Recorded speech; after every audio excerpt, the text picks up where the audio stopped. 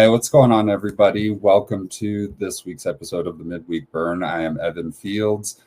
And as I told you guys a couple weeks ago, the last couple weeks, we were planning on having guests. And today we are lucky enough to have our first guest. He is the co-founder of Banner and Backbone. He is a fellow veteran. He's a writer, a poet. He is a doer of all things and my friend in this fight for democracy. So I'd like to welcome everybody, Nick Paro. What's going on, Nick? How are you doing? Hey, Evan. It's great to see you. Thanks for that welcome. And it's so good to be here. I'm glad to be on the show today. I appreciate you, man. I'm glad to have you.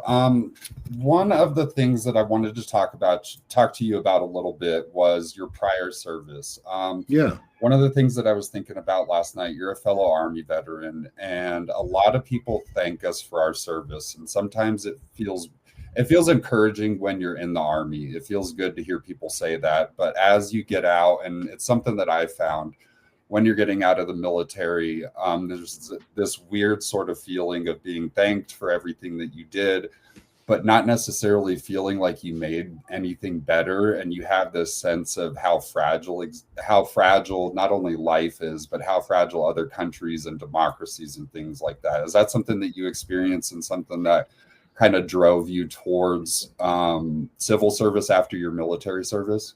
Yeah. So for me, I joined the service and I have a fairly service oriented family, just in general. So my family has a very rich history in military service.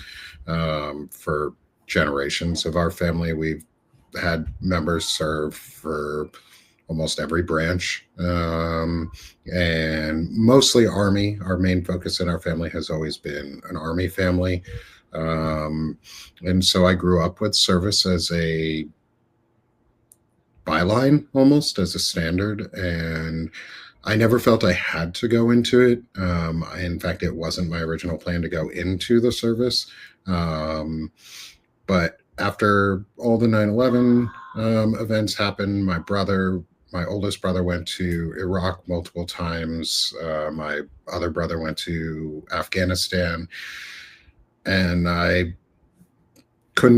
needed to do something. I needed a way to pay off my debts from college. I needed a way to go forward in life. And so I enlisted in the Army.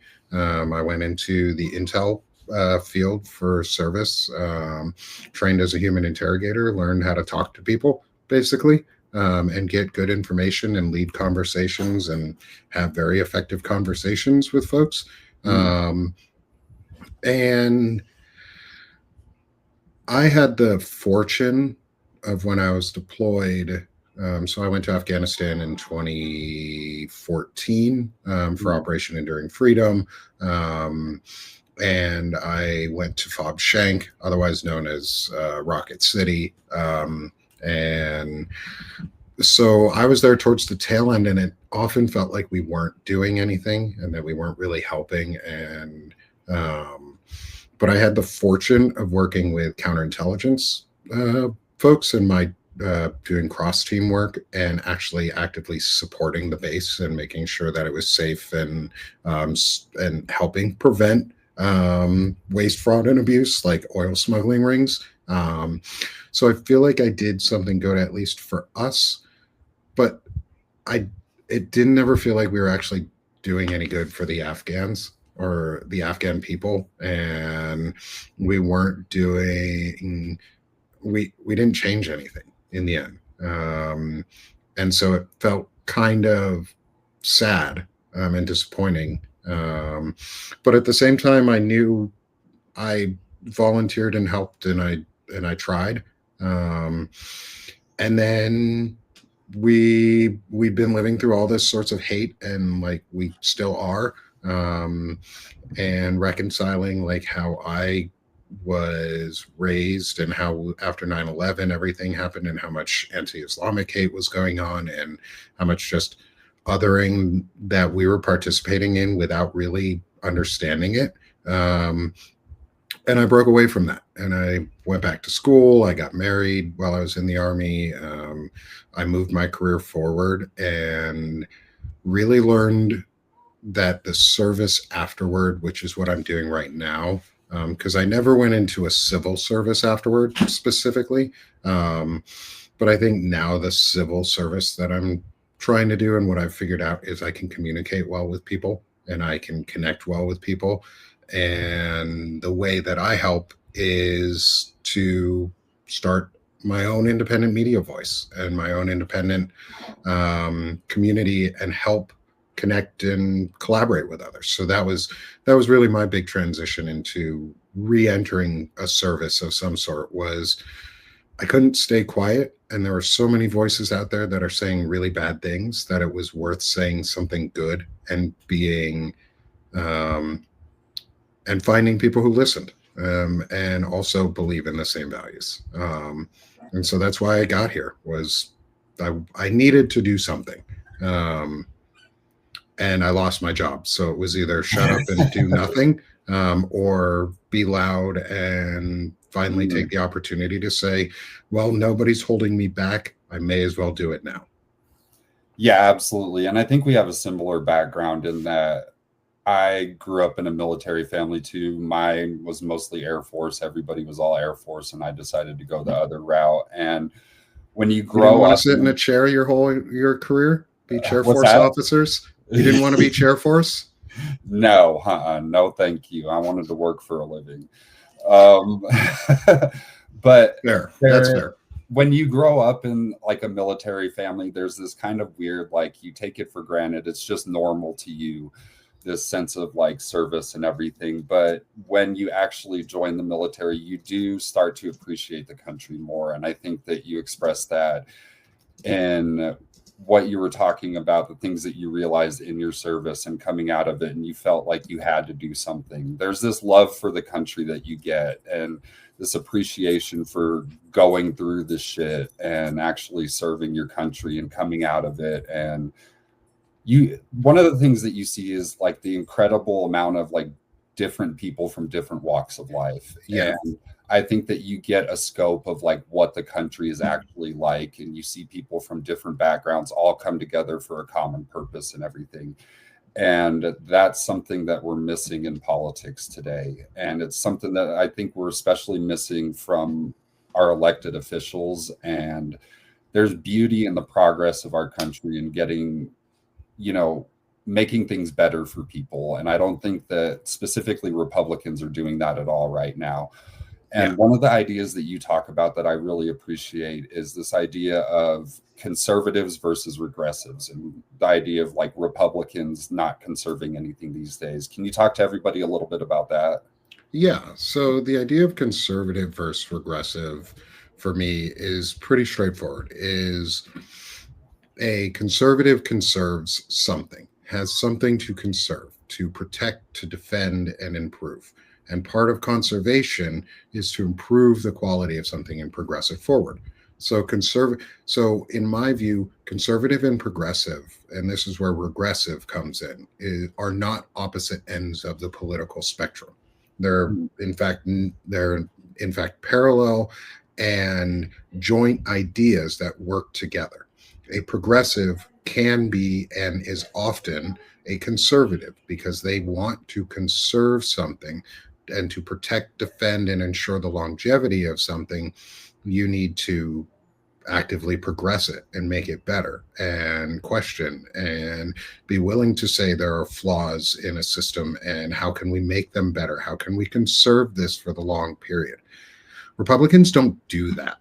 Republicans don't conserve unless it's hoarded wealth. And I like to call them dragons because they became dragons. They hoarded too much gold and then they fell in love with it. And now all they do is want to protect their own gold.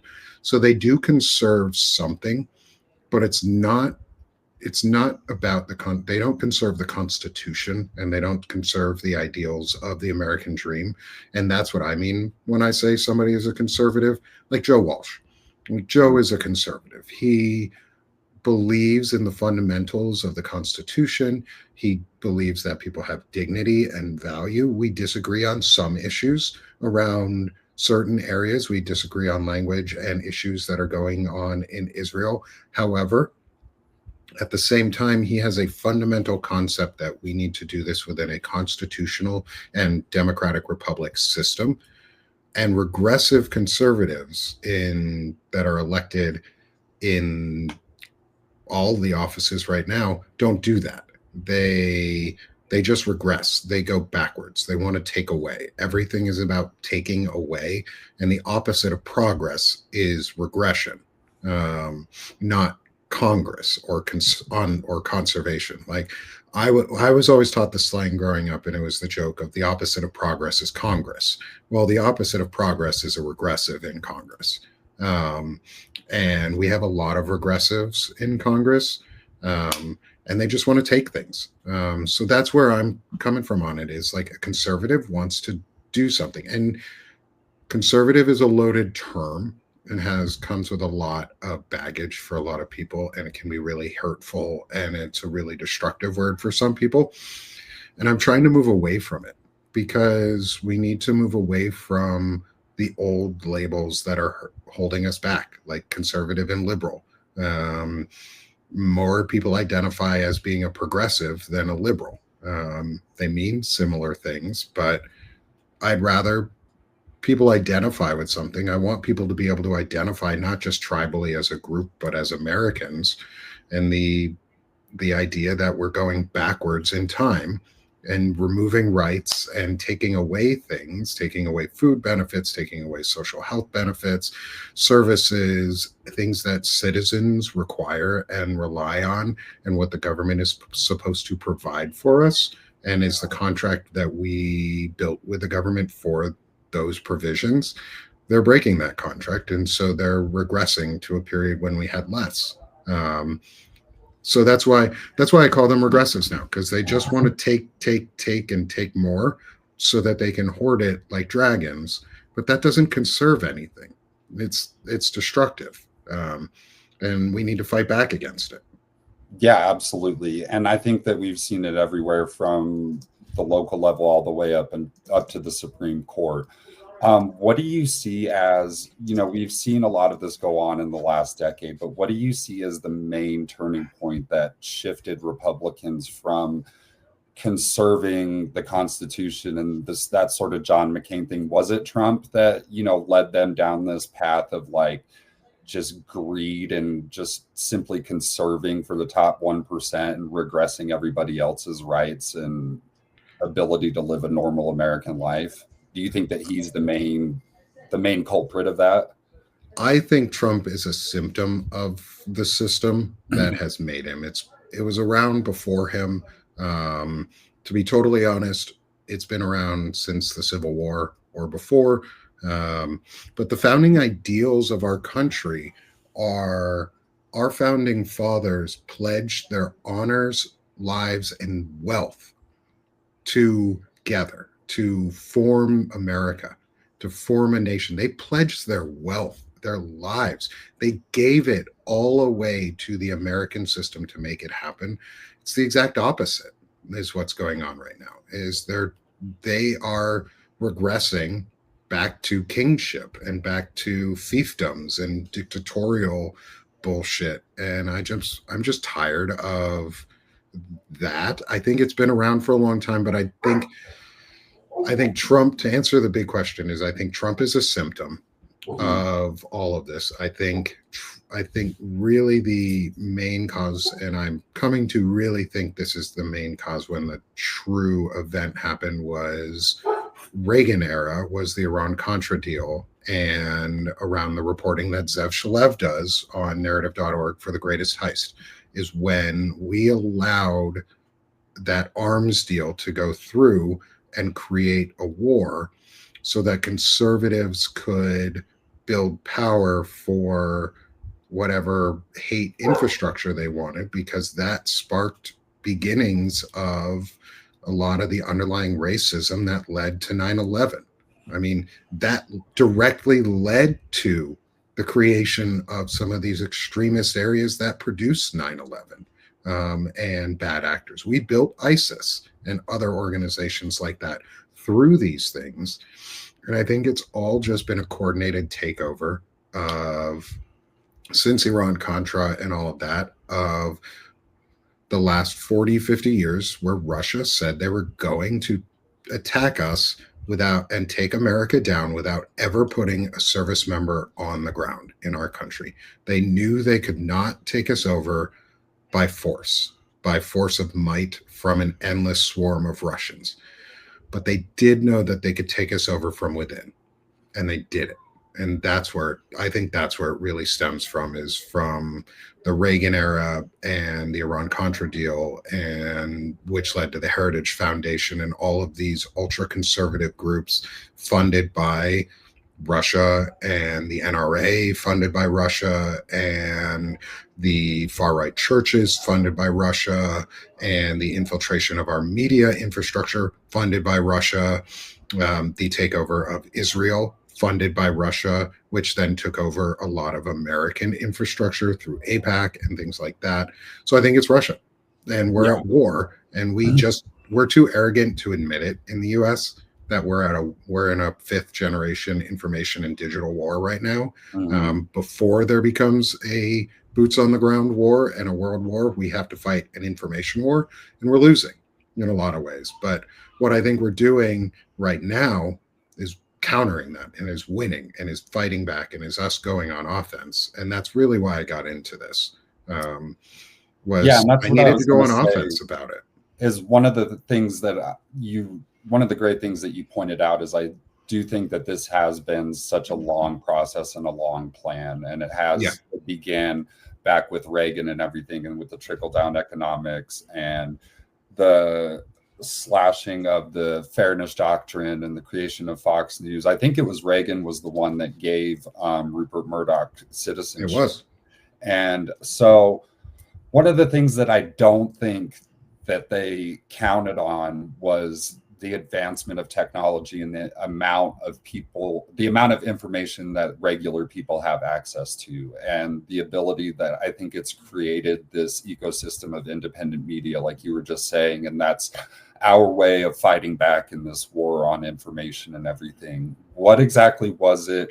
Were you always interested in politics? Was it something that you saw an opening for? Was it something that came about like in your service? What drove you towards independent media and wanting to like use your voice to get out there and like fight back against what you saw? Yeah. Well, first I'm going to answer a question in the chat. No, it's not a done deal, and we're not fucked. We are not to the point where we have lost. We're not to the point where either we've lost in America or around the world. We're not to the point where we have to go to shooting each other in this country. There's so much more that still is going to be done. And to answer your question, I've always been kind of pretty political. I've always been very outspoken. I'm ADHD. I have a very high sense of morality. I have always known, at least instinctually to me, what is right and wrong. And that there are shades in between of what is right and wrong and how to get there. And I've never been afraid to not speak my mind until I was bullied for almost 2 years at work by someone who is basically a MAGA person in real life. He's a little mini Donald Trump style tyrant, and he bullied the shit out of me at a job that I loved. And it ended up being one of the main reasons I'm not in the tech field anymore. And I hated it. I hated it. I went to 2 years of therapy. And at the same time I was doing it, I was like, so many other people who don't have access to the same tools that I do right now to help myself heal and grow don't have the ability to do that. Like I'm now counting myself lucky because I'm a veteran who has access to the VA and disability benefits and a healthcare system that is socialized, that I don't pay out of pocket for anything. I go to the hospital and I come home if I need to. Like I don't get hospital bills and I don't get medication bills. And I've always thought everybody should have access to that too. It seems dumb that they don't. And so I've always been pretty outspoken about it. And then I lost my job in the summer. Actually, the 4th of July was my last day. Fairly ironic. Is my last day was 4th of July. So I've spent it since then pretty much just using my voice as loudly and as proudly as I can. And my wife got tired of me ranting at her. So I started ranting online. And she was like, you need to do something else other than rant at me. And so I was like, okay, well, I'll go rant online and I can be maybe a positive force. And so June, July-ish, I really started doing this and talking about it and putting my ideas out there. And I was tired of not hearing good ideas about men. And like, I'm sick of listening to having to always hear men are evil, men are bad, men shouldn't, stop giving men microphones, things like that. Well, the problem is we put ourselves in this hole where the only men that had microphones were the idiots who didn't listen to that, and they just suck and they just put out toxic and bad ideas. And I was like, you know what? Screw that. I can be authoritative and right and put out good ideas. And I think I can add value. And so I did, and people started loving it. And I haven't stopped. In fact, I've gotten more opinionated and more into it at this point. And I love it. I love being able to do this and get to talk to folks and put these ideas out there. Yeah, definitely. And I'm so grateful for it too. You know what I mean? It's almost like you just have to take that first step. It's like I try to tell everybody else, you just have to do it, because I was scared as shit doing this and everything too. Like I've told you before, like I was searching and clawing and scratching, trying to find something to do, what I was going to do with my life and try how to make this better and everything. And I just stumbled into Rick and asked him what to do and how to get going. And I think that it has turned into a sense of service and trying to be one of those voices. And that's all those people were doing too, is they were too stupid to realize how ignorant they were. And they got popular and their ideas got out there and everything. But who are some of the people that you see right now? I know we've got probably 8 minutes left, but who are some of the people that you see, whether elected officials or people in the media, that you kind of respect as far as like promoting progressive values, doing the right thing, or just like you said, filling that space of men who aren't shitbags and who have empathy? Yeah, well, I think I'll self-promote myself a little bit, as I think Absolutely, we're doing at Banner and Backbone is incredibly powerful for men and women to have a space where they feel accepted and welcome and can be vocal and politically honest. And that's why I started Banner and Backbone, and I'm one of the co-founders there. So I'll self-promote that. But I think other networks, like I was just on with Blue Amp Media, with Cliff Schechter and David Schuster. That was incredibly fun. And they are doing a lot of really good work, and they're contributing back to other platforms. I think Lincoln Square is doing an incredible job. And I love the work that Rick is doing, and I think they're going in a great direction. I think a lot of people had criticism of Lincoln Square for a while, or Lincoln Project. I know they're slightly different from each other, and I don't know the exact details on their differences, but I know Lincoln Square has taken off in a really positive way, and people are seeing the impact of it. Or even groups like Save America Movement, where I helped participate in the response to Mark Kelly's and the Democratic senator or representatives and senators and elected officials saying, do not obey illegal orders. You do not have to. Your oath is to the Constitution and not a king. You are obligated to not follow an illegal order. You do not have to follow them. And in fact, you cannot follow legal orders too. It's just called insubordination. And then it goes from there. Like, go stand up for yourself. And so I've started promoting groups like that. I think they're doing incredible work. The Find Out podcast, I love the work that they're doing. I get to work with Chris Goldsmith and every Friday for the Anti-Fascist Book Club on Banner and Backbone, which is based off of his Veterans Fighting Fascism and Task Force Butler manual. So I think I love cross-promoting other veterans who are doing work. But I also think like people like Ellie Leonard, Melissa Corrigan, Shane Yerrick, Walter Ryan. I think Evan, you would really like Walter. He has some really unapologetic progressive values, and he's a rural Democrat. He's grown up in the toxicity, and he likes to dispel the myth of rural America and break down the lies of the white supremacy around it. I think you'd find him really interesting. But groups like that, like the work we're doing, I think so many of us are coming out here. You are doing an incredible job. Like this is what we needed. There was a void in the discussion space where all it's being done is being filled by right-wing voices. It's being filled by Joe Rogan and Andrew Tate and like the manosphere shit that goes on, and it's gross. And I want a manosphere where people actually want to come and hang out. Like I want a space where men can have fun and men feel included, but also realize that it's a place for everyone. Like I want it to feel like a fun place for all, but know that like I promote a lot of my content towards men, but my audience has a lot of women in it because I respect them. And I respect my audience, and I don't use derogatory language towards women when I speak and different things like that. And I've found creators who do the similar things to help build up our infrastructure. And I'm really trying to create a system and help be part of a system. Yeah, well, absolutely. Some women are veterans as well. Plenty of women are veterans. My wife's a veteran. One of my favorite people in the world that I talk to almost every day, Melissa Corrigan, is one of the best veterans out there. In fact, go follow her on Counter Story Media. She's incredible.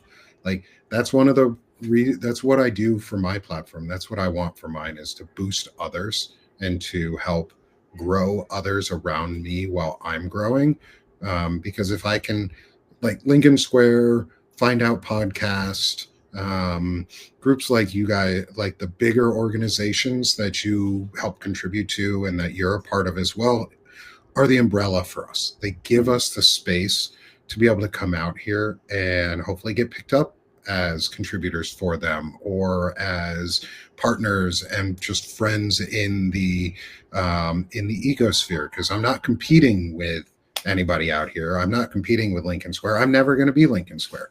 Would I love to work alongside them? Abso-fucking-lutely yes, because they have a message that is pro-democracy, that is pro-rights and pro-dignity and pro-freedom. And those are the people I've latched onto. Those who are advocating from the heart and are just authentically advocating for an America where we actually have an American dream again, and it's not robbed by the robber barons. Yep.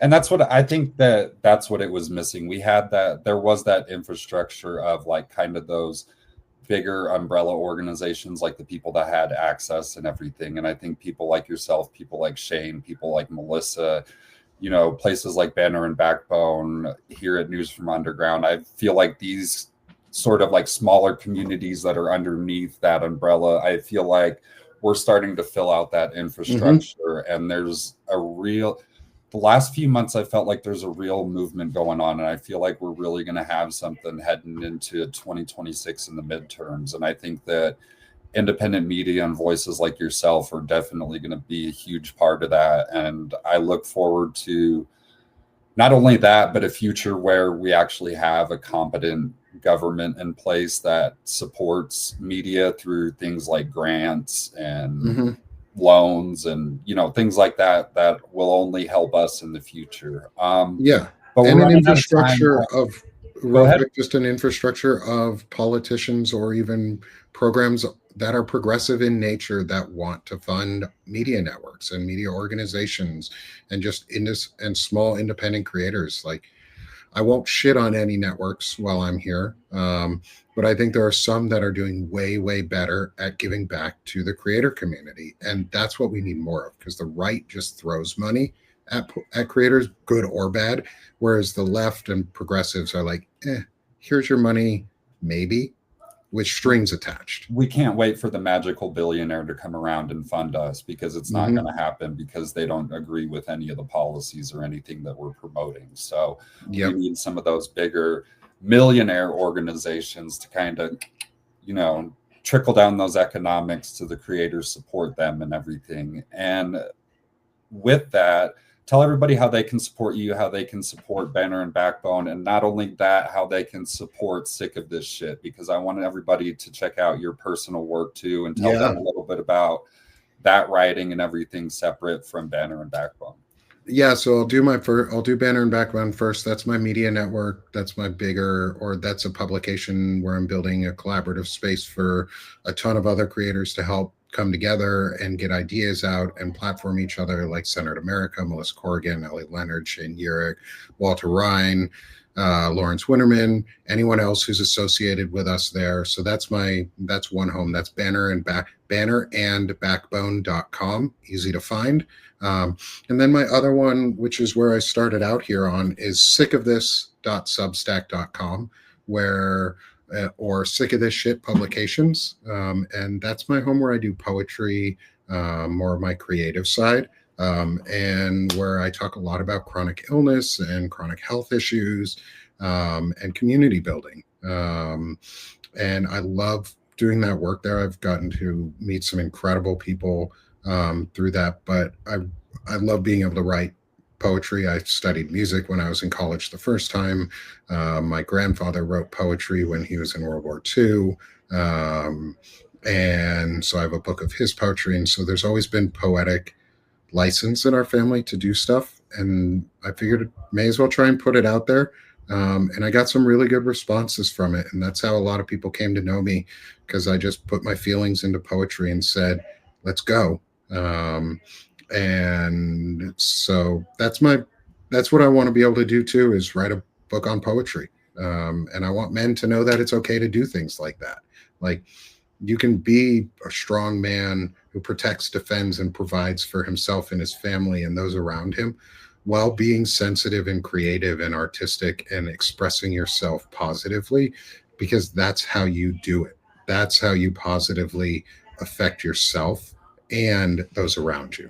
And so my home is sickofthis.substack.com. That's where you can find me doing all sorts of stuff where I'm loud, I'm proud, and I'm happy about doing it. I love it, man. I appreciate you. And I appreciate you being the first guest on the Midweek Bird, man. This was awesome. Yeah. You've always supported me. You've always been great to me. We've built a great friendship on here. And one thing that I want to mention is you talked about empathy and being sensitive and everything. And one message that I want to put out there is we talk about being leaders as men and everything. And there's this epidemic of incels and just little kids, not little kids, but teenagers just generally being mad at girls and everything. And I promise you kids, everything that Nick just said is what gets you laid. I promise you. If you treat women with respect, if you have empathy, if you show your sensitive side and everything, girls will talk to you and it'll be okay. That's how. Yeah, I've been married for 10 years, almost going on 11 here soon. I think I know what I'm talking about. Like, I have worked out for you so far. Yeah, I've got a stable, happy marriage. I'm super, I love my wife. I love my kids.